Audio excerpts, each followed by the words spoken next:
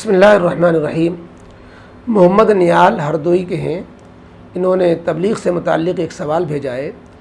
تحریری شکل میں ہے، اس کا پورا فوٹو جو ہے واٹس ایپ پہ بھیجا ہے۔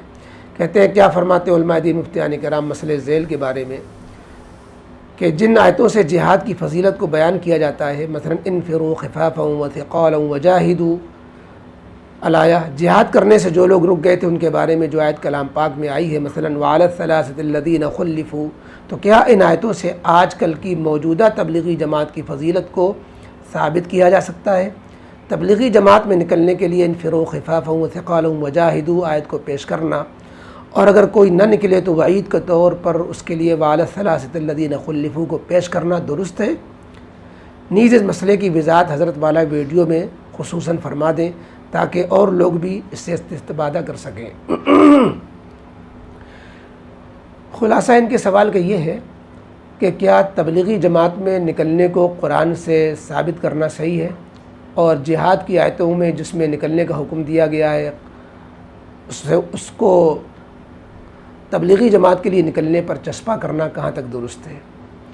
جواب یہ ہے کہ یہ دونوں آیتیں جو آپ نے کوٹ کی ہیں یہ غزوہ تبوک کے تعلق سے ہیں، اور ان آیتوں کے تحت میں مسئلہ یہ لکھا ہے کہ جب نفیر عام ہو، جیسے غزوہ تبوک میں تھا کہ نبی کریم علیہ الصلاۃ والسلام نے پوری امت مسلمہ کو جو بھی ہو، جہاں کہیں بھی ہو، دیہات میں ہو، شہر میں ہو، بوجھل ہو، ہلکا ہو، اس کے کاروبار جڑے ہوئے ہوں یا جو ہے وہ غریب ہو، ہر ایک کے لیے کہا گیا انفروا خفافا وثقالا وجاہدوا باموالکم وانفسکم، تو تمہیں جہاد میں نکلنا ہے۔ جہاد کا عام حکم ہوا تھا، اس وقت کسی کا نہ نکلنا یہ جائز نہیں تھا، سب کو نکلنا ضروری تھا۔ اس میں 3 لوگ رہ گئے تھے جو بغیر عذر کے نہیں تھا، پھر بھی وہ نہیں جا سکے اور ان کے جانے کا ارادہ تھا۔ 3 لوگوں کا تذکرہ جن کا وعلی الثلاثة الذین خلفوا میں سورہ توبہ میں ہے، وہ 3 لوگ جن میں مرارہ ابن ربی، کعب ابن مالک، ہلال ابن امیہ، 3 صحابی کے نام آتے ہیں۔ تو وہ جو 3 لوگ رہ گئے تھے ان پر وعید نازل ہوئی کہ جب نفیر عام تھا تو سب کو نکلنے کا حکم تھا، تم کیوں نہیں نکل سکے؟ تو ایسی صورت میں ان کی گرفت ہو گئی، 50 دن کے لیے ان کا بائیکاٹ ہوا، اور پورا واقعہ ہے، تفسیر میں مفسرین نے لکھا ہے، فضائل اعمال کے اندر بھی غزوہ تبوک کے واقعات میں لکھا ہے۔ تو یہ واقعہ دونوں آیتیں غزوہ تبوک سے متعلق ہیں، نفیر عام کے سلسلے میں ہیں، اس کو جہاد سے متعلق ہے، اس کو تبلیغی جماعت سے جوڑ کر کے سمجھنا اور اس کی دعوت دینا، اور یہ سمجھنا کہ جماعت میں نکلنا فرض عین ہے، اور اس آیت کے ذریعے سے جماعت کے خروج کو فرض ثابت کرنا یہ تحریف معنوی ہے، بالکل غلط ہے۔ دارالعلوم دیوبند نے جماعت میں نکلنے کے بارے میں کہا ہے کہ یہ ایک جائز عمل ہے، مباح عمل ہے، زیادہ اس کو مستحب کہا جا سکتا ہے۔ اصل میں تھوڑی وضاحت کر دوں آپ کو، چونکہ آپ نے وضاحت چاہی بھی ہے کہ شریعت میں جو احکام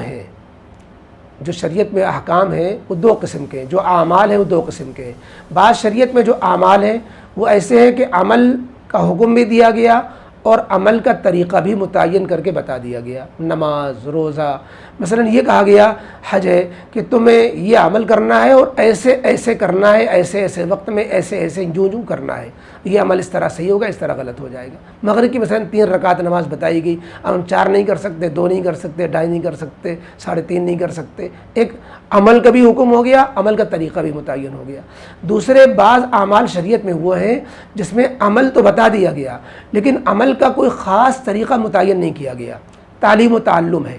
کہ تمہیں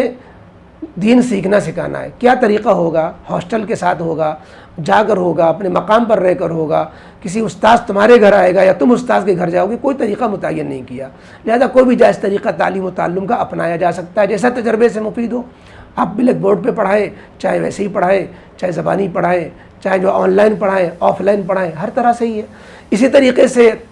دعوت و تبلیغ کا بھی معاملہ ہے کہ دعوت و تبلیغ یعنی امر بالمعروف نہی عن المنکر، یہ تو امت کے لیے ضروری ہے، لیکن اس کا طریقہ کیا ہوگا؟ جماعت میں نکل کر ہوگا، انفرادی ہوگا، خصوصی ملاقات کے ذریعے ہوگا، آن لائن ہوگا، بیان کے ذریعے ہوگا، تحریر کے ذریعے ہوگا، خط کے ذریعے ہوگا، یہ سارے ہی طریقے ہو سکتے ہیں، کبھی یہ کسی ایک متعین طریقے کو شریعت نے پابند نہیں بنایا ہے۔ لہذا تبلیغی جماعت کے ایک مخصوص طریقے کو یہ سمجھنا کہ یہ منسوس ہے،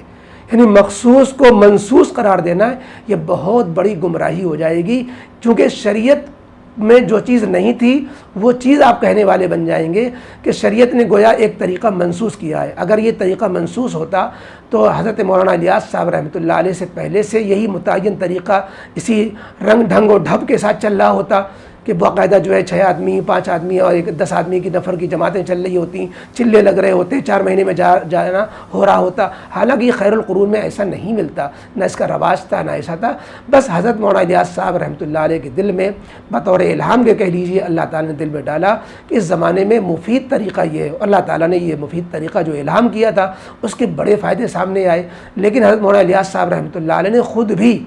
اس طریقے کو یہ نہیں کہا تھا کہ یہ منسوخ طریقہ ہے اور قرآن سے یہ طریقہ ثابت ہے، اس آیت سے یہ طریقہ نکلتا ہے، کبھی مولانا الیاس صاحب رحمۃ اللہ علیہ نے یہ سب نہیں فرمایا۔ یہ بات کے لوگوں نے چھوٹے بھائیوں نے ایجاد کی، پہلے تو ایرے غیرے کہہ دیا کرتے تھے، لیکن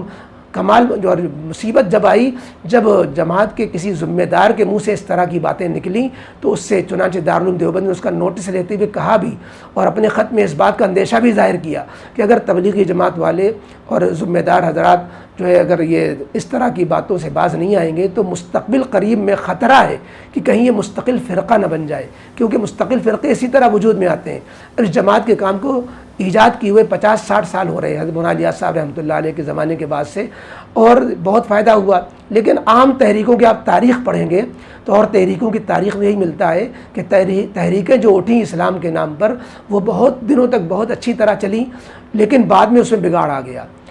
اور بگاڑ آتے آتے کچھ سے کچھ بن گئی اور بعد دفعہ فرقہ تک بن گئی۔ تو اس لیے خطرہ ہے کہ اگر ہم اس کو اپنے معتدل انداز میں جماعت کے کام کو باقی نہیں رکھیں گے جو کہ مفید ہے، بے طلبوں میں کرنے کا ہے، اور اس کو ایک مستحب اور مباح کے درجے میں کہ یہ بھی ایک طریقہ ہے، جو جڑ سکتا ہے جوڑے، جو نہیں جڑتا ہے دوسرے طریقے سے دین حاصل کر رہا ہے، خانقاہوں سے دین حاصل کر رہا ہے، علماء کے پاس جا کے دین حاصل کر رہا ہے، وہ ایک دن کے لیے بھی اپنے موت تک جماعت میں نہیں نکلا تو اللہ کے اس سے پوچھ نہیں ہوگی کہ تم جماعت میں کیوں نہیں نکلے، انفروا خفافا پہ عمل کیوں نہیں کیا، تم تو بعد الثلاثۃ الذین خلفوا میں آگے، نعوذ باللہ، یہ اس پکڑ میں نہیں آئے گا۔ اس لیے خدا را جماعت والوں ساتھی و ذمہ داروں کو چاہیے کہ آیتوں کو اپنے مقام پر رہنے دیں، ان کا جو مطلب ہے اس مطلب کو وہیں پر محدود رکھیں۔ ہاں زیادہ زیادہ یہ کریں کہ بھائی آیت تو غزوہ تبوک سے متعلق ہے، لیکن آج غزوہ تبوک نہیں ہے تو آج کم از کم ہم یہی قربانی دیں، اس انداز سے کوئی بات آپ نتیجے کے طور پر نکالیں تو اس کی گنجائش ہو سکتی ہے، لیکن بالکل مفہوم کو الٹ دینا پلٹ دینا یہ اس کی گنجائش